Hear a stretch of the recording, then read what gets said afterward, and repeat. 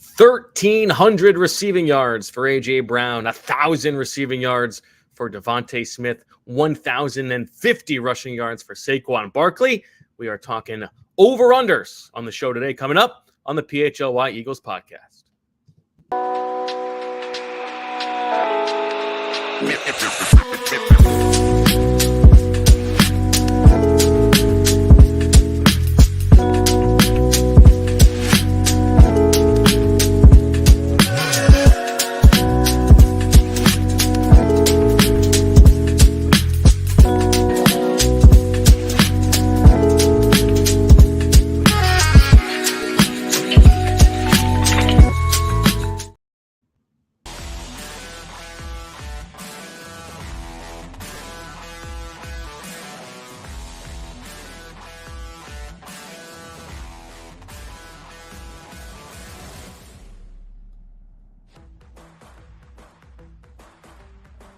Hello, everybody, and welcome to the PHLY Eagles podcast on a Thursday afternoon. From home, Bo Wulf and Zach Berman here to talk about over-unders. Zach, how you doing? I haven't seen you since yesterday. What's going on? Are you enjoying the cold open era of the PHLY Eagles podcast? Yeah, doing well. Excited for the show. Always enjoy a cold open. West Wing. Yeah. I love the West Wing cold opens. I love there's different shows that had great cold opens. Studio 60 on Sunset Strip. So yeah, happy for the cold open. Any non-Sorkin shows you can think of? I'm sure I can, but the best that I associate the cold opens with the Aaron Sorkin shows. Nonetheless, you do a great job with it, as one would expect.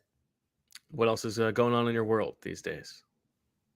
Preparing for the show, going through the over-unders, responding to feedback from yesterday's show, and looking forward to the show.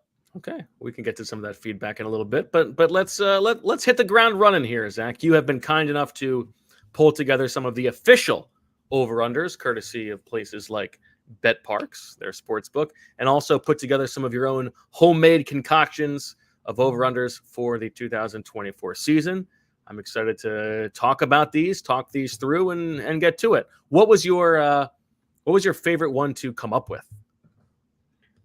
Of the homemade ones? Yeah. Oh, okay. I did not expect that. I would say we'll start with the pre-made ones, but the Jake Elliott missed field goals were my favorite one because I didn't realize I did realize, but he's been so proficient with field goals in these last 3 seasons. And there are so few that he misses. So when I was going through, I was trying to find a Jake Elliott make, and then I'm like, wow, look how few he misses. So that was a fun one to put together. I feel like we should do so. We're going to go through these. You know, we've got ones for AJ Brown and DeVonta Smith and Dallas Goedert, Jalen Hurts, Saquon Barkley. We've got some big picture Eagles, finishing season over win totals, stuff like that. I feel like you and I should put our name on one at least. Like, we'll say which one we would lean towards, sure. But what's our best bet? Okay, I can do that. I have my one you would bet a copy of the franchise on, potentially. Sure. If someone wants to bet $28 on that's what the listed price is. That's a good price point. 28? Yeah. Yeah. I think that's a well marketed price point. That's good work, because it tells you this is no cheapie. This is something with some heft. Yeah. This is somebody spent some time on, but also you're not gonna break the bank. Yeah, no, this does have some heft. If you go on Amazon, it'll say 256 pages, but that's not the case. There's actually, let me pull it up here, 322 pages. I wrote longer than I was contracted to. So this is they got a bunch of free words, we could say, right?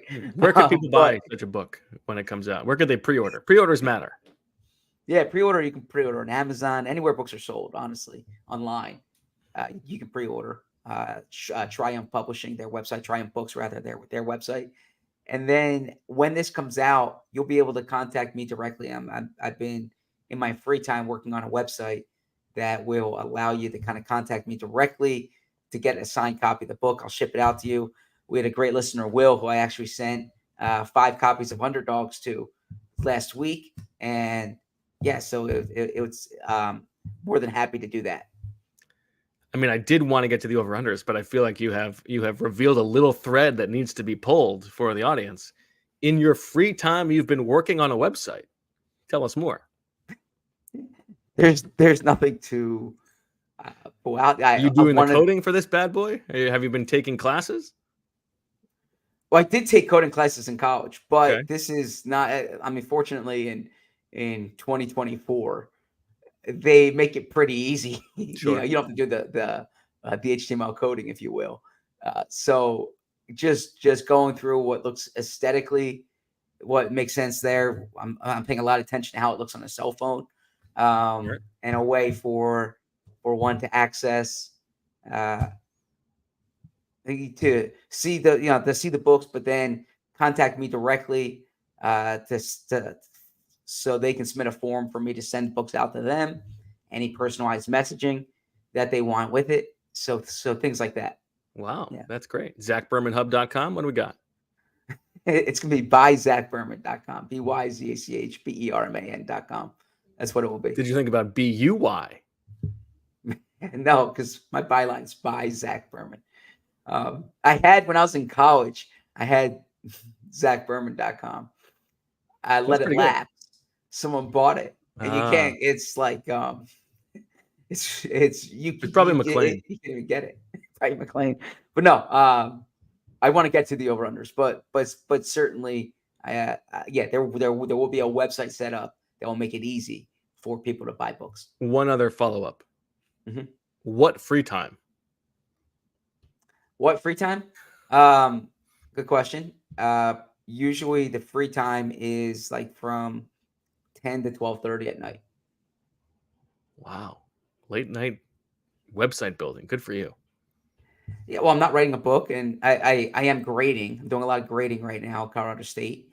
Enjoying my class there. But I'm writing for PHLY. I have some stuff coming up there that I've been working on. Prepping for PHLY.com, of course, become a diehard. Of course. Yeah. So, but I would love to get to these over-unders so people can make some money to buy books or whatever they want to spend money on. There you go.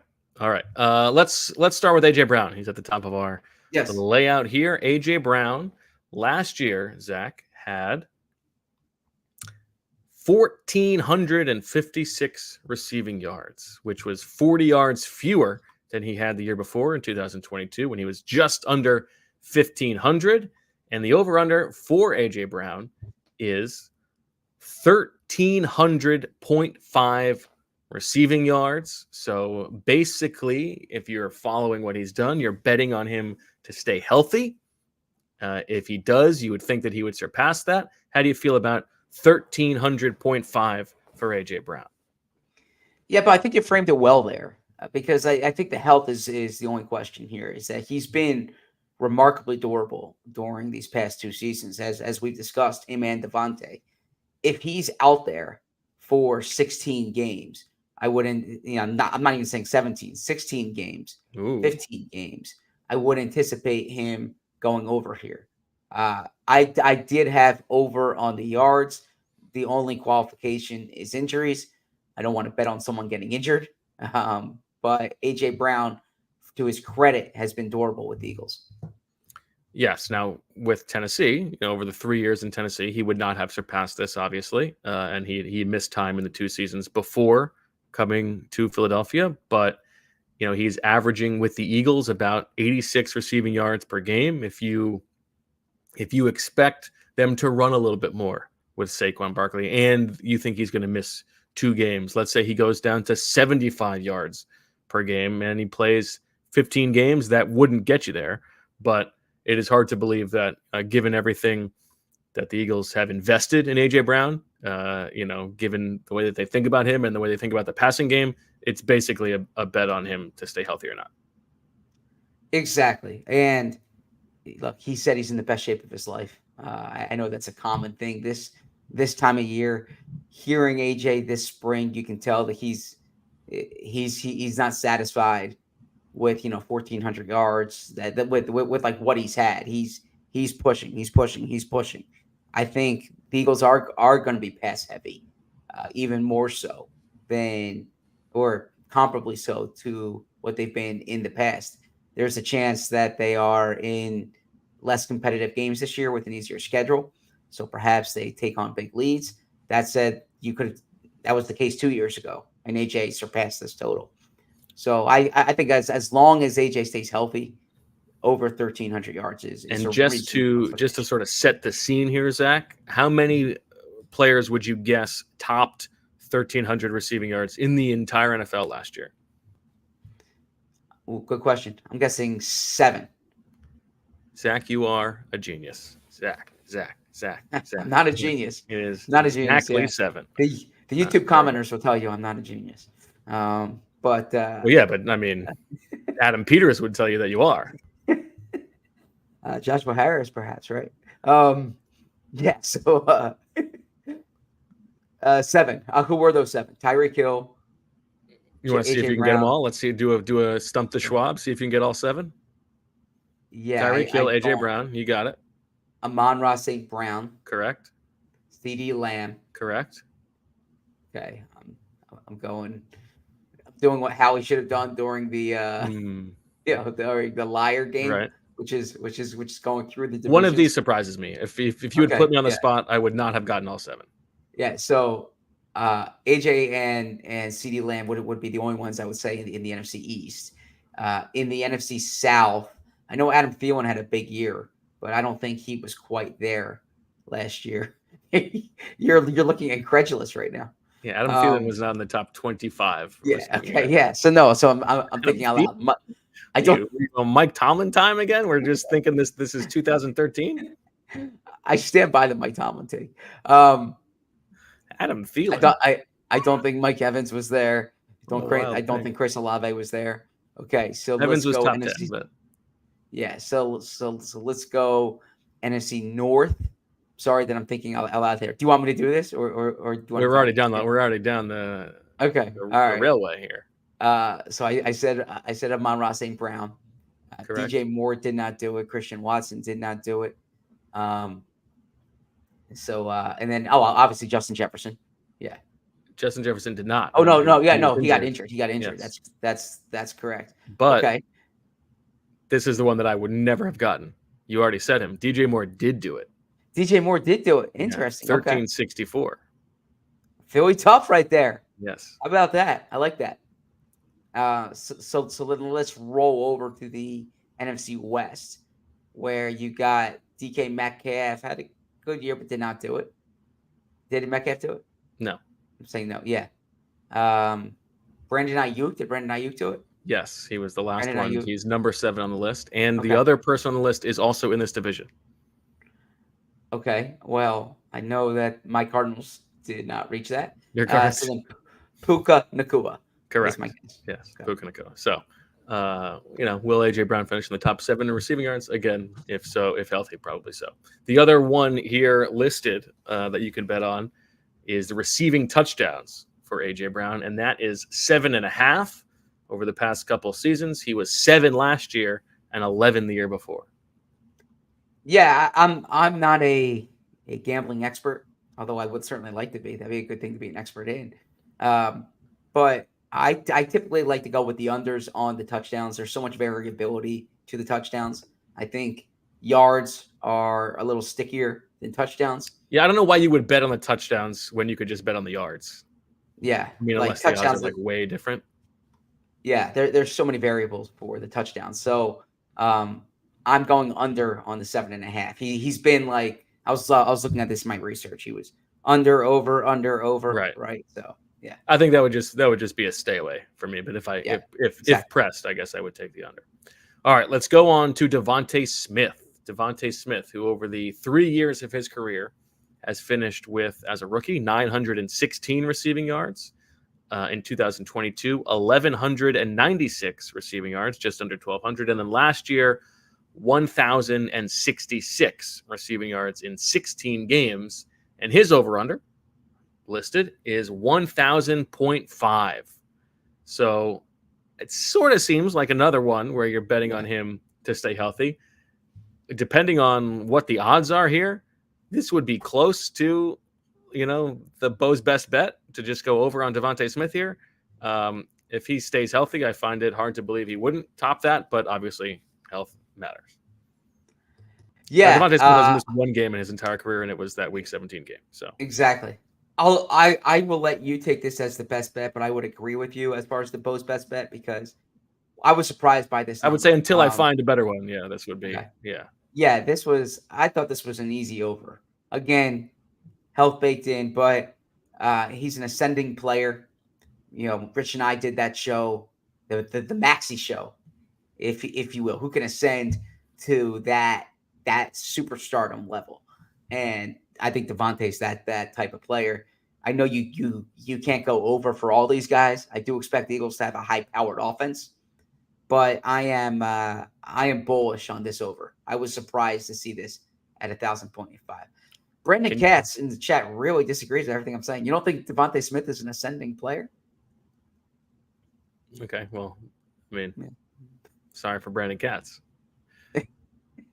Yeah, his best season. Yeah, he Brandon Katz says his best season by far was 2 years ago. He's been in the league 3 years. Name a single Eagle whose best season wasn't 2 years ago.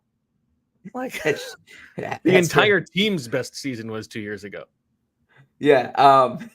Yeah. So I a silly comment. Yeah, I like DeVonta. I'll put it this way.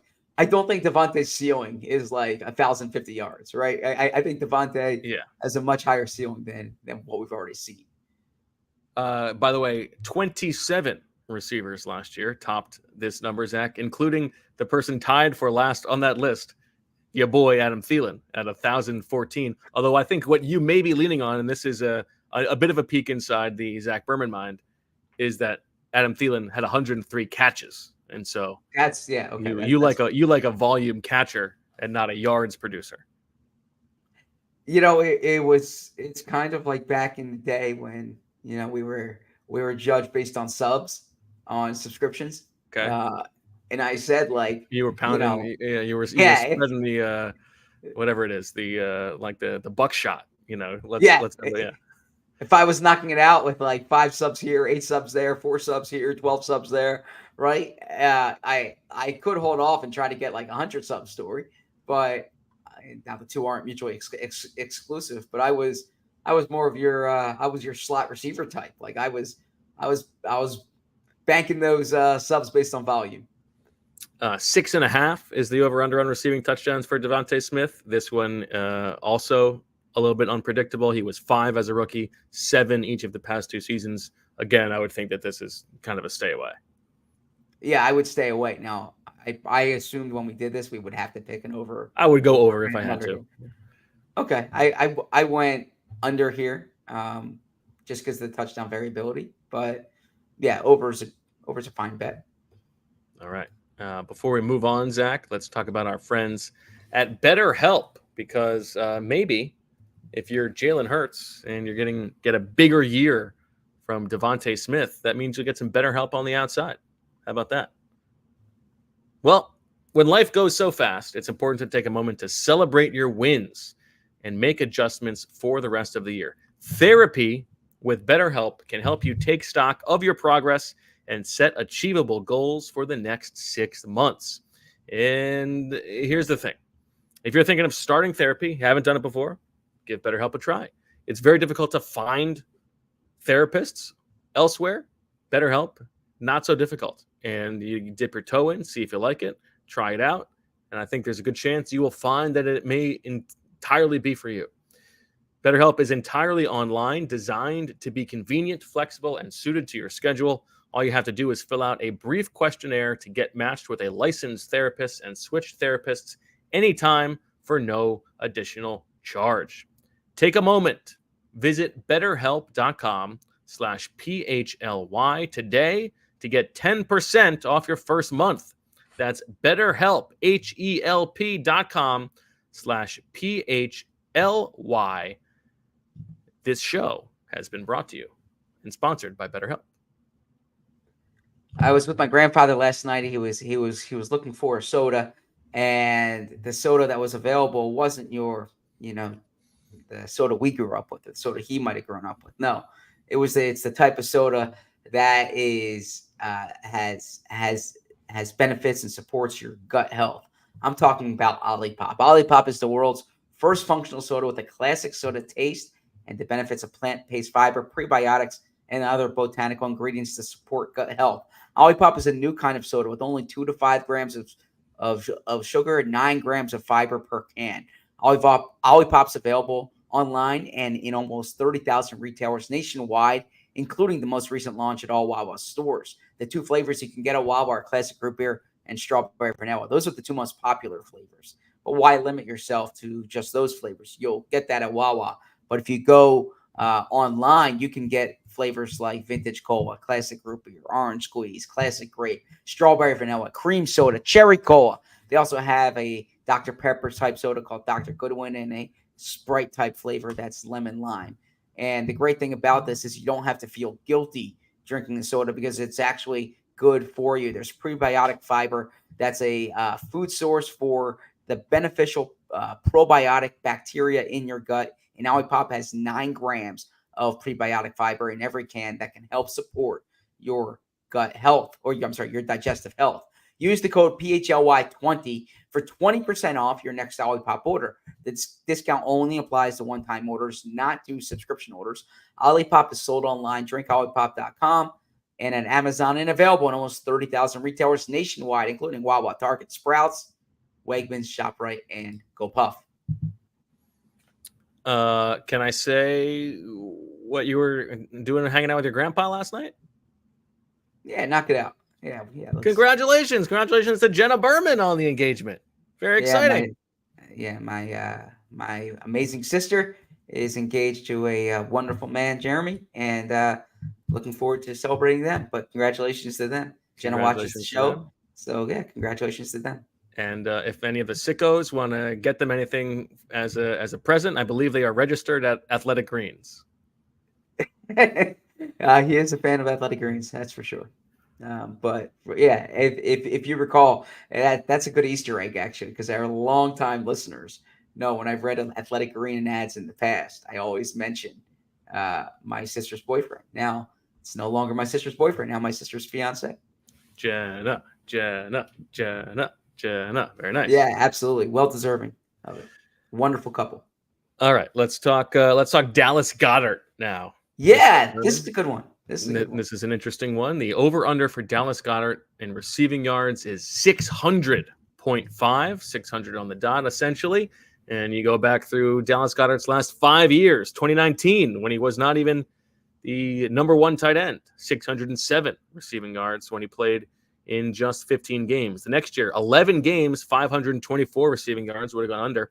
2021, 830 receiving yards, a career high. 2022, in just 12 games, went over here, 702 yards. And then last year, a down year, in 14 games, went just under with 592 receiving yards at 28 years old. Has Dallas Goedert fallen off the cliff enough that you are hesitant here?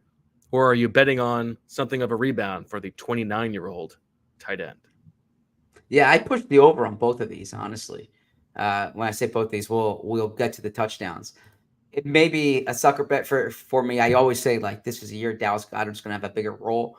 But I think you outlined it there. Even if he has, like, simply the role he's had in the past, I would feel comfortable with him pushing or exceeding this number. The upside here is much better than the downside here. Like, even if he misses it, he's like within 75, 100 yards of it.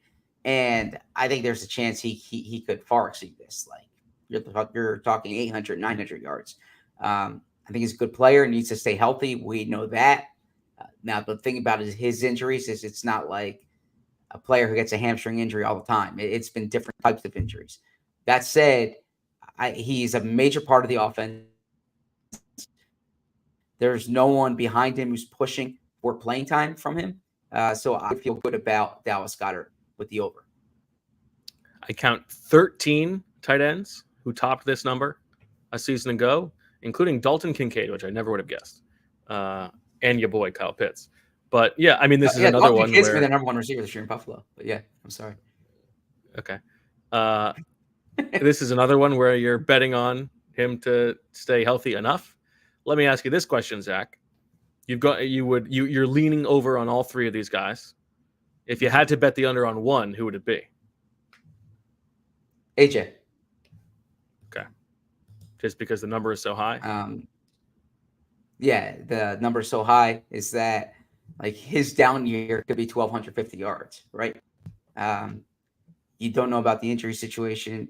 Yeah. So, I mean, 1,300 yards, like you said, there were 7 receivers in the NFL who hit that last year.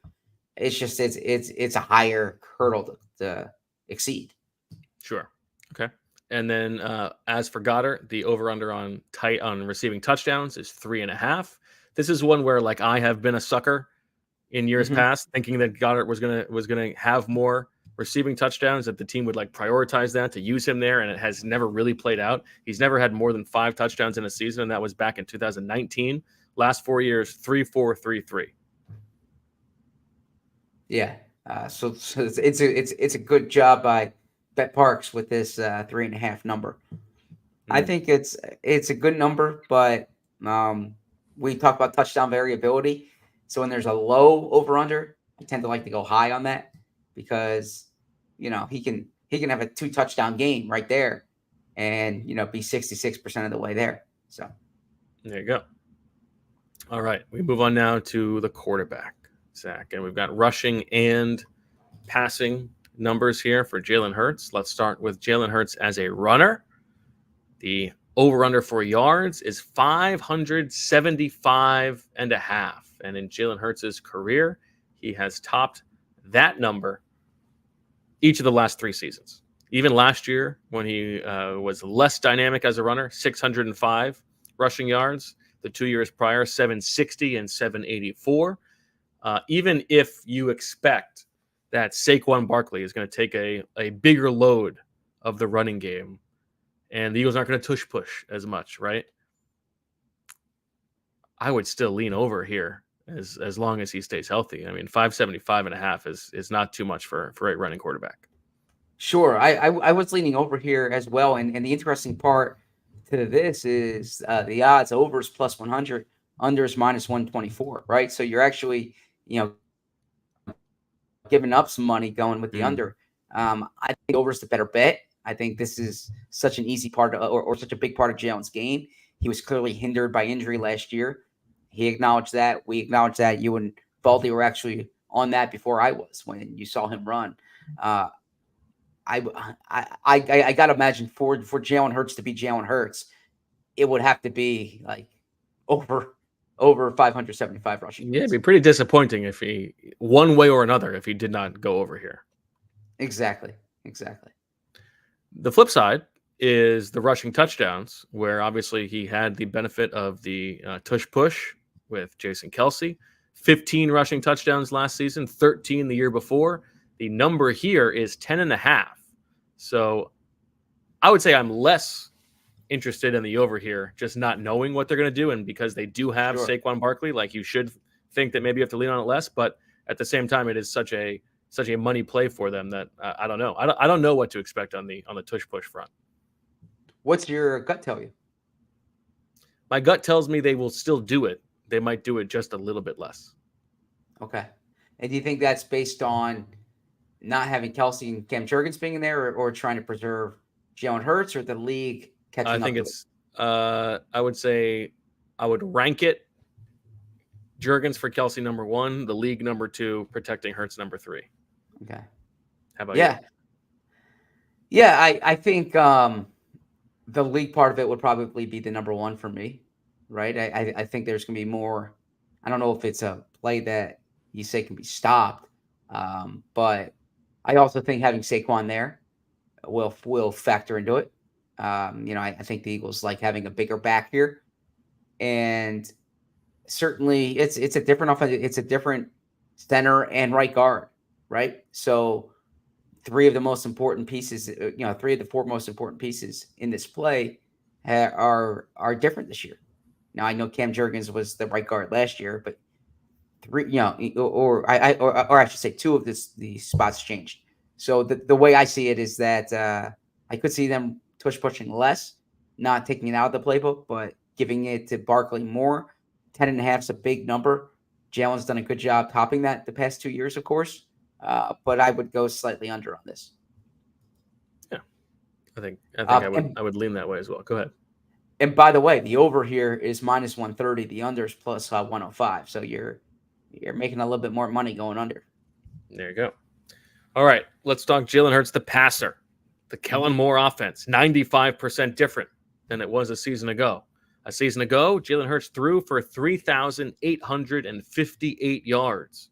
The year before, when he didn't have to throw quite so much, he threw for 3,701 yards. The over-under for him in passing yards is 3,600.5. So, again, if he stays healthy, hard to imagine he doesn't top this. But how confident are you that he's going to make it through? Yeah, good question. This is one where the juice is again tilted towards they expect the under. You have to you get plus odds for the over on this one. Yep.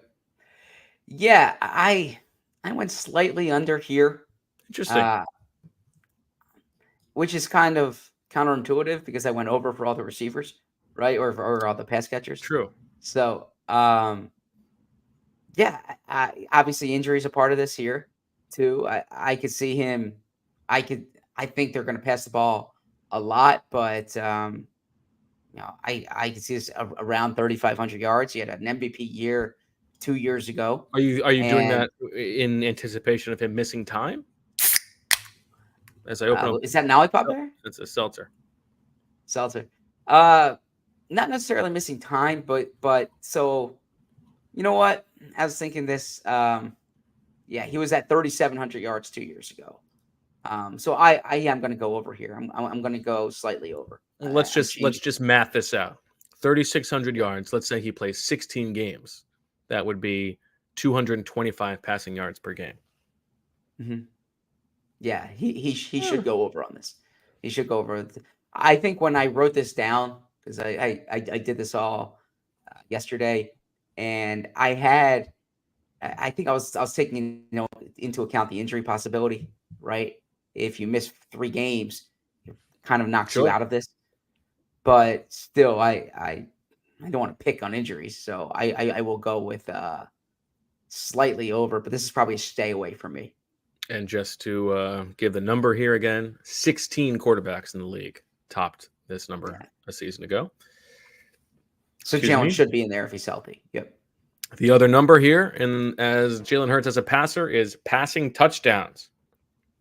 And the number is 21.5, which is much closer to what he had each of the past 2 seasons. 23 a season ago, 22 the year before. Maybe if you're thinking he's not going to run for as many, they're not going to push as much. A couple of those will turn into little bunny touchdown passes. This number could rise, but it's interesting that this is so close to his numbers from the past 2 seasons, and the passing yards are so much different. Yeah, so this would be my Zach over or my Zach best bet. Your best bet. Interesting. Yeah, if you're going with DeVonta, I like the over here. Now, the other thing I was going to mention with the tush push is they were I don't want to say lucky, but it was remarkable how many times they were inside like the 3-yard line at the goal line, right? I could see them having more red zone touchdowns this year. Number one, I think he's going to be a more prolific touchdown quarterback this season. Jalen Hurts hasn't been that way in the past. They've obviously run more as they've gotten closer to the goal line. I think they can have more explosive plays. I think that this is a small number for the amount of weapons that they have. I think it's been watered down in the past, like you said, because of his rushing touchdowns. But I am going with over here, and I actually and interestingly, over is plus 107, under is minus 130. Or no, I'm sorry, that was the passing yards. This one's even. I would go. I wrote this down as the one I liked a lot. I think he could push to 30 touchdowns this year. Interesting. 14 quarterbacks in the league top this number last year. 30, there were only 4. But I guess for the reasons that you're saying, you you see more red zone touchdowns. I would. This one is a little bit of a stay away for me. So I'll let you have this one on the Zach Berman corner. Fair enough. All right, let's talk the big one, the marquee acquisition of the offseason. Yes. Zach, Saquon Barkley. The over under is 1,050.5 rushing yards. So we don't have all purpose yards, but we have rushing yards. And if you look at Saquon Barkley's career, 6 seasons, he's gone over this number only twice, which is, I think, a bit of a surprise. Yeah. His rookie year and then in 2022. Obviously, he has had trouble staying healthy over the course of his career. He was just under in 2019, his second year, when he played in 13 games a season ago with the Putrid Giants. 14 games, 962 rushing yards. I feel like a broken record, and I don't want to keep saying this, but I do believe it's hard to think that he wouldn't go over this if he stays healthy. I think the Eagles are incentivized to give him the ball a lot. I would lean towards the over. Now, the over is, as you have laid out, plus 100. The under is minus 124. I would lean towards the over, but I also don't know that I am willing to put my money on Saquon Barkley playing 16 games. Yeah, you outlined it well there. When I saw this number for the first time, I was like, "Oh, this is an easy over." And then when I looked at his career, I was like, "Oh, he's only hit this twice in 6 years, right?" And then I said, "Well, the Eagles' running backs in the past 2 years have been worse than Saquon." Well, DeAndre Swift actually came slightly under this number last year. Miles was over 2 years ago. The Eagles haven't really hit this number much in the past decade. Swift came 1.5 yards shy last year. Just shy. Slightly under. And I look at it like DeAndre had a great season, which he did. And by the way, it says a lot about the landscape of the NFL that, let's just say you counted DeAndre Swift. Let's say he got 2 more yards. That would have been only 5 running backs in the entire league who topped this number. Yeah, exactly. And then when the Eagles talk about Saquon's involvement, they always frame it as touches, right? And I think Saquon is going to have a role in the passing game. I think that's one way they're really going to try to use him. So when I think about 300 touches for him if he's healthy, let's say 60 of those touches, okay, are catches. All right. So then you're down right there to 240. And certainly if you're at 240, if you're 4.5 carry, if you get 4.5 yards per carry, you'll top this. But if you look at his career, he's 4.3 yards per carry in his career, right? I understand better offensive line. I understand better offense. But this is kind of a stay away. And if I had to pick one, I would say under because of the injury possibility, which we've seen in his career, and the chance that it's not going to be he'll be more of a factor in the passing game than maybe more in the running game. Yeah, I mean, I do expect the yards per carry to shoot up from what he's been in his career because of what you said. The offensive line should be better. The attention paid to Jalen Hurts will definitely be better. The offense itself will be much better. But if you just think of like the Eagles' incentives here, it's less about, making sure that he plays 17 games or has 1,200 rushing yards and more that he can be an impact player in December and January, right? So if there are games when he's a little bit dinged up, I think the Eagles would probably lean towards like, let's make sure that he can play later in the season. So I would, if I had to bet, I still would take the over, but one where I don't feel super great about it just because of the injury history. Yeah, I was, like I said, I changed my mind on this when I looked at the numbers, but I do have him over for the touchdowns. When the touchdown number is 7.5, another one where he has only hit that in 2 of his 6 seasons. But if you are betting on, you're all these touchdowns, Zach, you're saying some are going to go to Jalen Hurts passes, but also more are going to go to Saquon Barkley runs. You got a lot of touchdowns. I have a lot of I think they're going to score a lot of points this year. But I guess you need yards to get there, right? So they're not going to have kickoff returns to the 5-yard line every time. There you go. Or punt returns. Yeah. That's the great thing about over-unders. You don't have to pick all of them. You can just pick the ones you like. Well, in a minute, Zach, we're going to get to some of the over-unders that you have created that are not listed publicly on places where you can bet. Maybe a better way to go about it then is to take these ones that Zach's going to throw out, pull together your friends, and just bet a couple Miller Lights on it. How about just a couple pops? Because a lot has changed over the years, and one thing that hasn't is the great taste of Miller Lite. Another thing that hasn't changed is that it remains less filling. So, weigh those two things. What matters more? Great taste, less filling, great taste. Doesn't matter, people. Because even though Miller Lite sparked this debate all the way back in 1975, we still haven't settled it. And the truth is, we're talking, it's a good problem to have. It's like having 3 receivers you need to get the ball to. Good problem to have. Great taste, less filling, great taste. Miller Lite keeps it simple. Undebatable quality, great taste, and only 96 calories. It's the beer that strips away everything you don't need and holds on to what matters most. A light beer that tastes like beer, less filling, and only 96 calories. The original light beer since 1975. You don't have to choose what's best. Miller Lite has great taste and is less filling. Tastes like Miller time.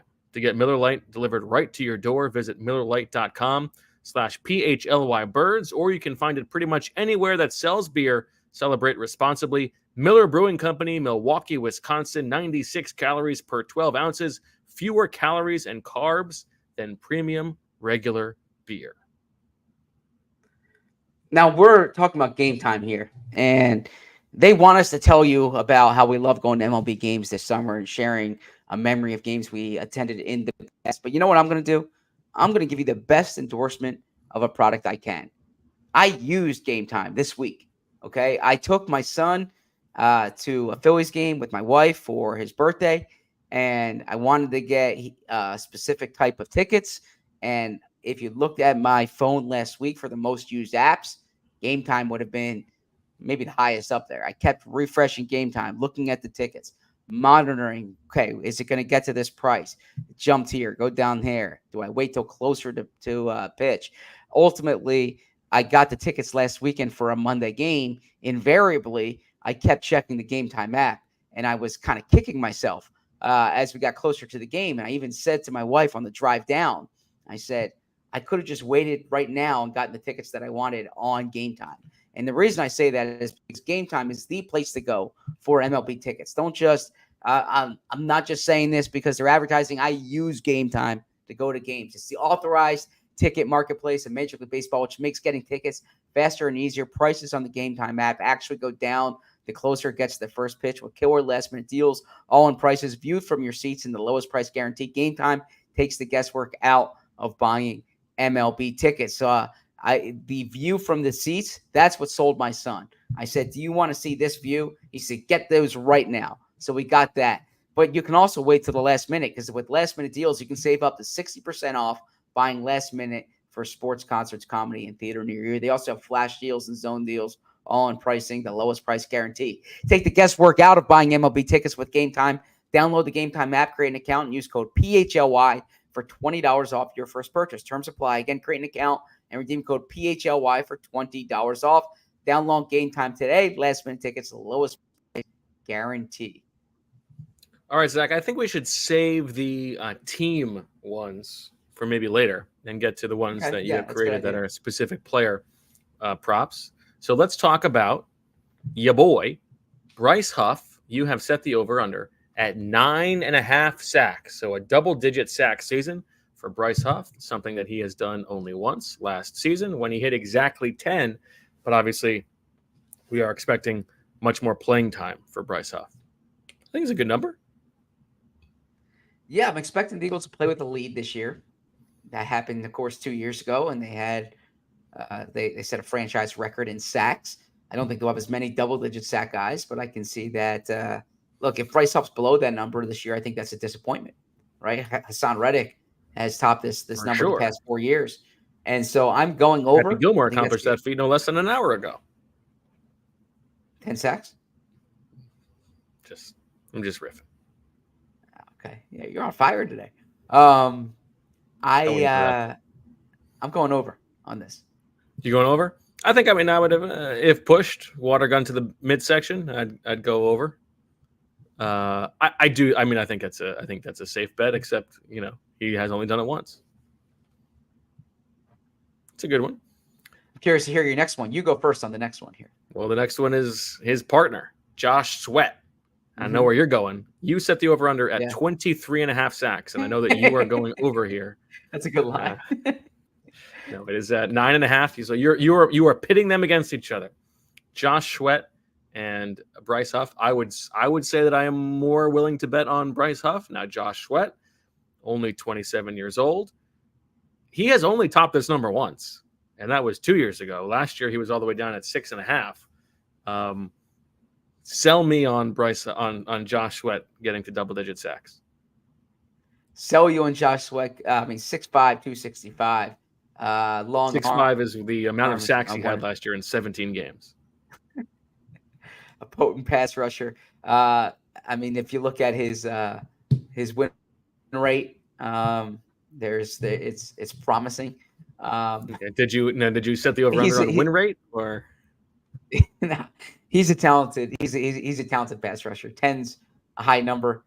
He was certainly on, as Derek Jeter says, his least favorite expression in sports is on pace for, and I think Josh Sweat is an example of that last year, because midseason we'd say he's on pace for a career high in sacks.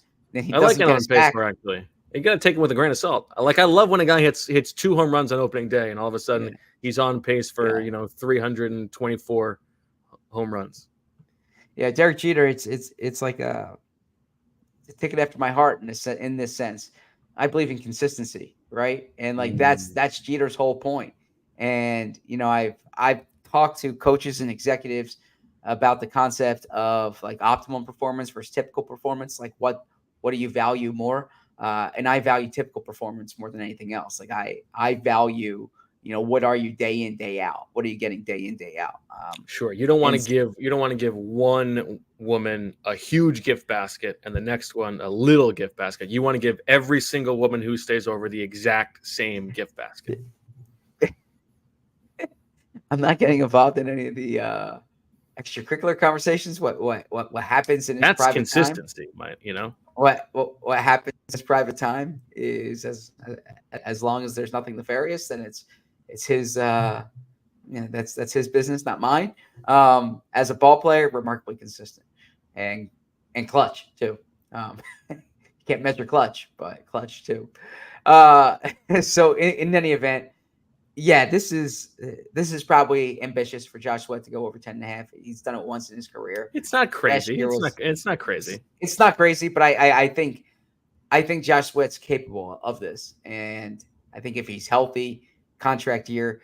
I was listening yesterday to a good podcast, Philly Special, Sheil Kapadia's podcast with and it was Ben Solik and Brandon Lee Gouton, and they were talking about not jersey numbers, but they taped something ahead of time, or they taped something after the fact about Josh Sweat's jersey number and the switch from 94 to 19. And they remarked that it made him look slower. Do you think it made him look slower when you watched him in camp? That didn't occur to me when I was watching him during camp, but I do think it's a worse number for sure. People keep saying that. When I say people, they said it on the pod yesterday, and I've heard fans say that.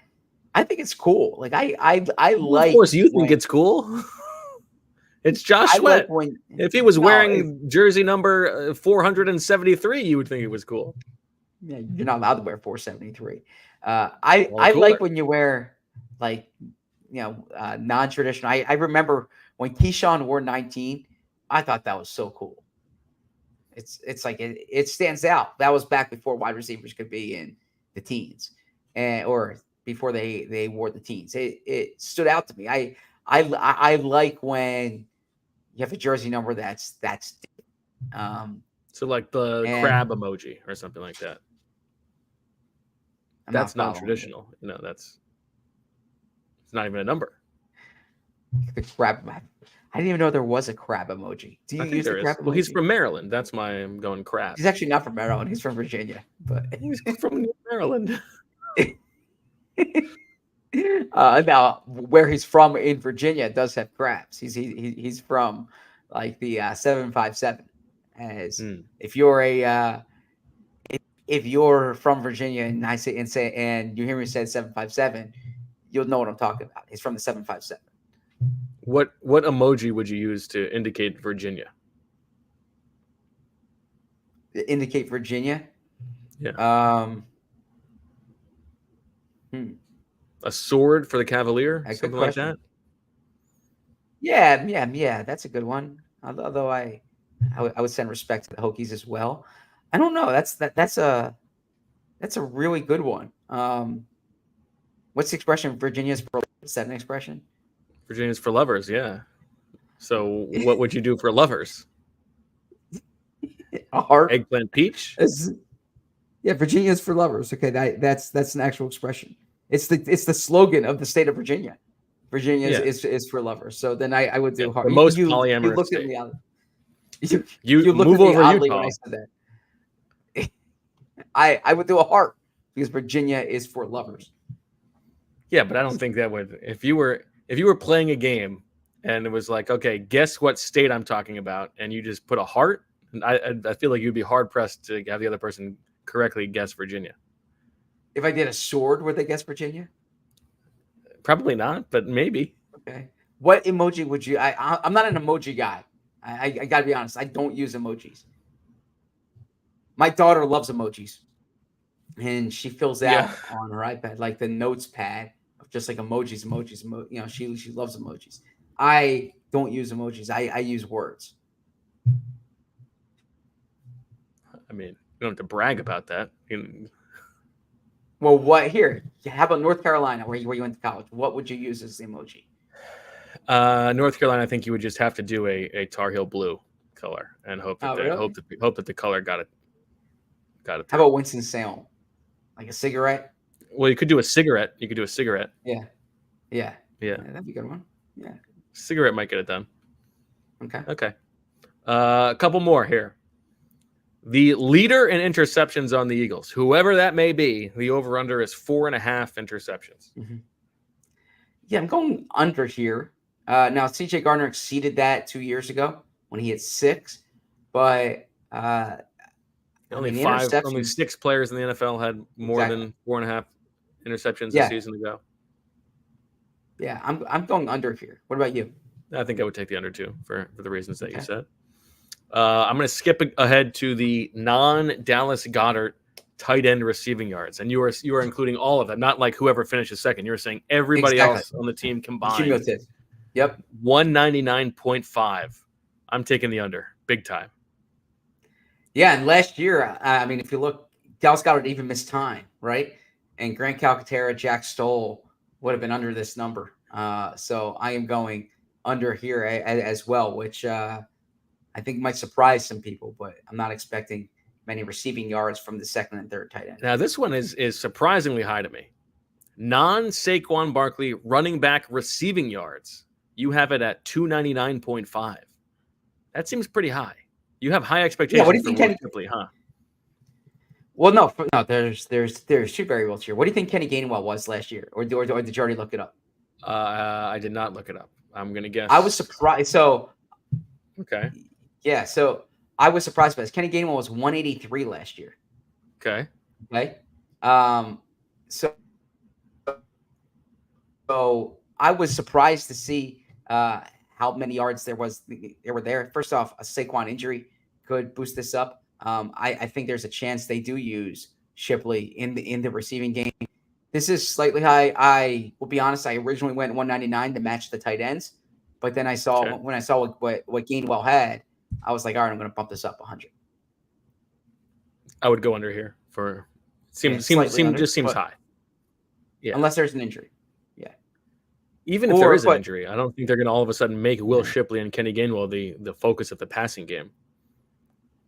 No, but if you look at Kellen Moore in Dallas, the second running back, Tony Pollard was prolific through the air, and that's with Zeke Elliott, who can catch the ball well. So, okay. I like these DVOA ones. Do you want to save those? I don't know if you have your entire tic-tac-bow tomorrow, but this could be one of the Eagles ones. Okay. Or we can save that for the season over-unders as well. There you go. When we do that. Yeah. So let's close with the one that you teased at the top of the show. Let's bring it full circle, Zach. A real professional outfit that we're operating here today. Jake Elliott missed field goals 3.5. How many did he miss last year? Yeah, Jake Elliott. So he's been under 3 in each of the past 3 seasons, which That's kind of crazy. I found crazy. Like if you think about it, and he's not just kicking like chip shots. He's kicking long field goals. So last year he was 30 of 32. Actually, like specifically relative to the rest of the league, because the Eagles go for it more. He's probably kicking more long. I would guess, and I could be totally wrong about this, that his like average field goal attempt length is towards the longer end of the league. Yeah, that's good. I should look that up. But 2 years. So last year he was 30 of 32. 2 years ago he was 20 of 23. 3 years ago he was 30 of 33. Right. So he's been under 3.5 each of the past 3 seasons. This is a major departure from the first 4 years of his career. He was 26 of 31 his first year, 26 of 31 his second year, 22 of 26 his third year, 14 of 19 his fourth year. So he's been, in addition to being strong-legged and clutch, he's been like remarkably efficient and consistent as a kicker. Yeah, I mean, I'm just looking at the like the top 10 last year. Brandon Aubrey missed 2, Justin Tucker missed 5, Jason Myers missed 7, Harrison Butker missed 2. Rest in peace. Rest in piss. Cairo Santos missed 3. Jake Elliott missed 2. Matt Gay missed 8. Blake Group, whoever that is, missed 7. Jason Sanders missed 4. And Dicker the kicker did a good job for Mr. Gonzalez, only missed 2. Yeah, so what's your pick here? I mean, I guess I would take the over just because it seems unsustainable for him to go 3 years in a row missing that few, but 4 years in a row. Yeah, 4 years in a row, right? Yeah, but I don't feel good about it.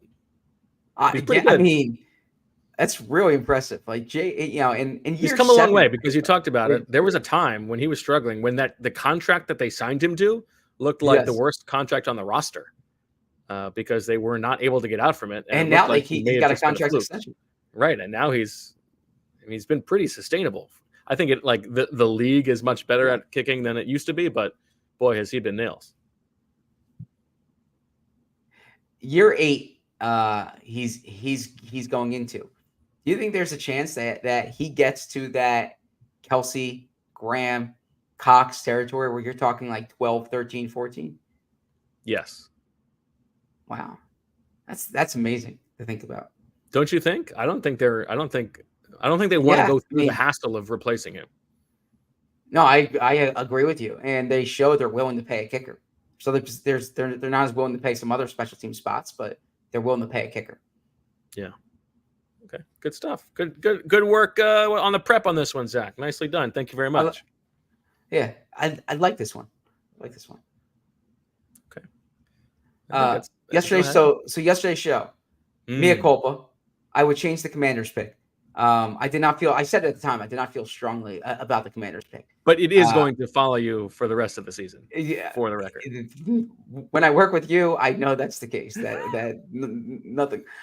And I answered for, and anyone who reached out, and there were a number of people who reached out, I said, I don't stand by that Commanders pick. That was an oversight on my part. I was placing too much weight on a former head coach at OC. Dan Quinn, he was successful in Atlanta. Now factually, he did get second interviews, I think, in 4 different places last year. So he was in demand elsewhere in the league. But no, clearly that was an oversight on my part. The Tomlin one, I don't think that was as crazy as you made it sound. I think the cool thing about yesterday's exercise is that it is totally subjective, right? When you're dealing with a coaching staff, I think the position ranking, the skill position 1 ranking, it's all subjective, of course, but there's more ways to quantify that. You can look at the statistical output of those skill players. It's much harder with the staff. And then, like I said, you don't know what an up and coming coach is how good that coach is. There's just less exposure to him. I don't think the Tomlin one was that crazy. Maybe 3 was high, but like it certainly wasn't nuts. I actually thought the part of yesterday's show that did not get enough attention from the reactions. Okay. I gotta this has been what's the expression? Stuck in my craw. Okay. Okay. You've been waiting to get off this off your chest. Yeah, the Joe Mazzulla ridicule. First off, you say the on thing Tuesday's that you're so worried about is that Joe Mazzulla didn't get enough credit. No. So you say on Tuesday's show, you say you haven't watched a second of the NBA Finals. So right there, you acknowledge that you're an uninformed observer here. It would be like me telling you that something about the U.S. Open, and I never said I didn't read anything or I didn't listen to anybody talking about this stuff. Wait, so that's number one. Number two here. He just won the NBA Finals. He had one of the most successful, the Celtics had one of the most successful seasons of the past 2 decades in the NBA. And it's like he's this cool story of he's someone who 5 years ago was coaching small college basketball in West Virginia, and he coached the G League team in Maine, and he kind of he gets put in this spot prematurely because of some stuff that happened as far as a head coach. He grows in the role. All I said is this is a fascinating story. You were ripping on the guy. No. You can't just change. You didn't say all I said was this is a fascinating story. I never said Joe Mazzulla is not an interesting story. You were saying basically I need to take life advice from Joe Mazzulla. He is a genius now because he won the title. I believe I think that's overstated. I believe you said he doesn't get credit for that. Brad Stevens gets credit for that. I think that's what you said. Yeah. So I would just say listen to the list of people most responsible for the Celtics championship. Where is Joe Mazzulla? Well, players win and lose games, right? Okay. But Mazzulla's I think in general, you have a bit of a bias toward the coach in every sport, which is not a bad thing.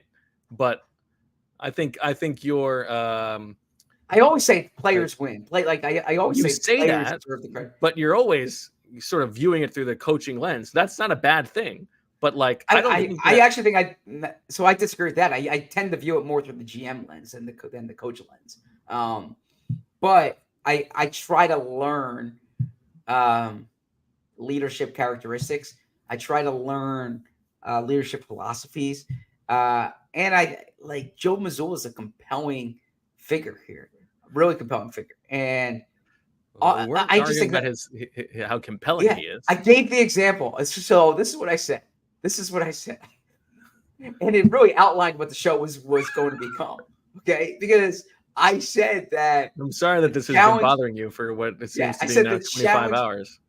I said the challenge in this exercise is that I put a lot of credit on established coaches because there's a track record there, but you never know if someone that they hired is the next Joe Mazzulla, that they see promise from within. And then you were incredulous from this. Okay. Joe Mazzulla, what? Right. But I mean, the guy deserves his flowers. He just won the NBA Finals. They lost. Yeah, he gets a ring for that. He gets a trophy. He doesn't need you throwing him a parade and sucking lollipops all over the place. Listen to him on Zach Lowe. Listen to him on Part of My Take. Read Adam Himmel's box coverage in the Boston Globe. This is a cool story. And so, but besides the point, you're not. It wasn't like you were just oh, okay, let's move on. You pushed back on the Joe Mazzulla thing, and I found you're treating him like John Wooden. Why am I giving credit to the NBA Finals head coach who worked his way from D3, D2 basketball through the G League to winning the NBA Finals? Joe Mazzulla has this vision board that he studied that from when he was starting in this, and the vision board was the Larry O'Brien Trophy, the Boston Celtics logo, and Brad Stevens. He wanted to work with Brad Stevens. He wanted to win the NBA Finals with the Celtics. Like, this was before any of this was even conceivable. And now here he is. It's an awesome story. Like, you feel good for people. But that's the thing. You are now saying that I don't think it's a good story. I never said it wasn't a good story. Like, the framing of him as a genius, we don't know that he's some kind of genius. You and I never once used the term genius. You and I have a very different opinion on, like, accomplishment for accomplishment's sake. Just because someone has a high-ranking job does not mean that they're someone who has all the answers that you need to learn from.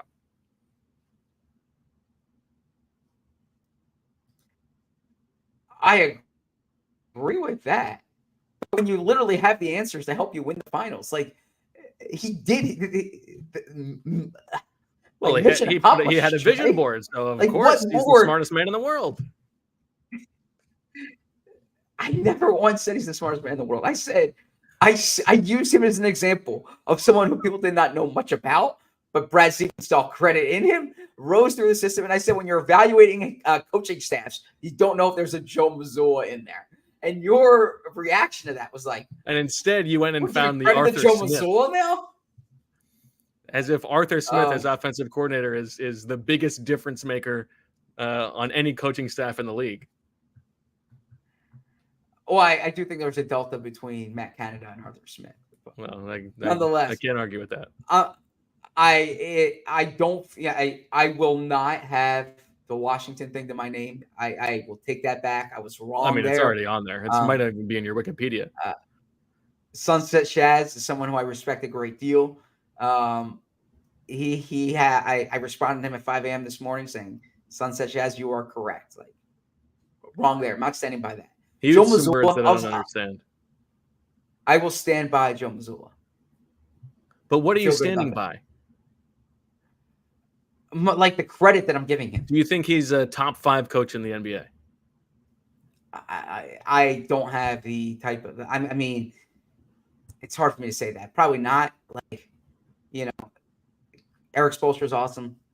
Greg Popovich, Steve Kerr. Like, there's terrific coaches in the NBA. But I think Mazzulla's like not. I think Mazzulla deserves a ton of credit for what the Celtics did this year. Not as much credit as Jason Tatum and Jaylen Brown and Kristaps Porzingis. Perhaps not as much credit as Brad Stevens, who was the architect of the team, but deserves like a ton of credit. And I stand by, like, awesome story, and the fact that they stuck with him, like Brad Stevens. And I give a lot of credit to Brad Stevens, by the way, for sticking by Joe Mazzulla. He didn't have to do that. The easy thing to do would have been to hire a name, but he saw something in Joe Mazzulla. He developed him similar, not just the coach he is, the coach he can become, and became that coach. Okay. They're throwing him a parade already. You don't need to do one for yourself. I'm not throwing him a parade. Literally, the city of Boston's throwing him a parade. Yeah, I know. Right? He won the NBA Finals. Yeah, okay.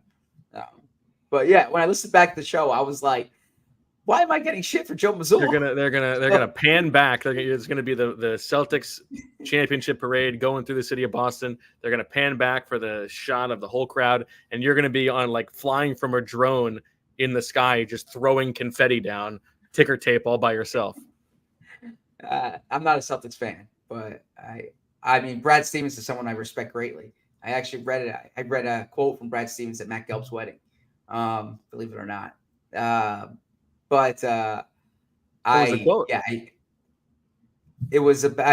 told you this before. I don't want to butcher it, but the sentiment was he was on a flight back. He was on a recruiting trip in Orlando, and there was the heaviest turbulence he had ever been involved in on the plane, and there were a bunch of kids on the plane who did a trip to Disney World, and they put their hands up and pretended it was a ride. And he said, it's all attitude's everything, right? The attitude you take in a situation is everything. And that's actually something that I think about often, right? Is that your attitude's everything. So yeah, so that's I read that passage just from a Dan Wetzel column. I read that at Matt's wedding. Did he ask you to read that, or you got to choose on your own? So this is I'm gonna sound really nerdy. I feel like I'm giving away too much here. Gelb had sent me that was from a column like 10 years before Matt got married. And nice. we had discussed it. And so when I had the honor of him asking to read something, and I thought of something meaningful, and I remember that conversation that we had. That's great. And like, I don't want to speak for him, but like, I vividly remember us talking about it. And so then I said, I would love to read this passage. I don't think that's nerdy. I think that's lovely. Oh, thank you. So anyways, we are back in I was ready to close this bad boy on time 11 minutes ago. You're the one who needed to bring up your Missoula complaint. Sorry. Sorry about that. Noon tomorrow for Tick Zach Bo. Looking forward to it. It's always a fun way to close the week. Looking forward to asking Bo, not just to get his insight, but some stuff that I want to learn more about, and Bo can convince me on.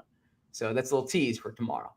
All right. That'll do it for this episode of the PHLY Missoula podcast. For Julia, running the ones and twos, I'm Bo.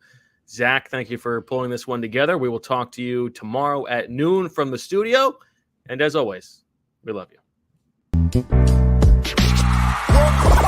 all silly like the mayor.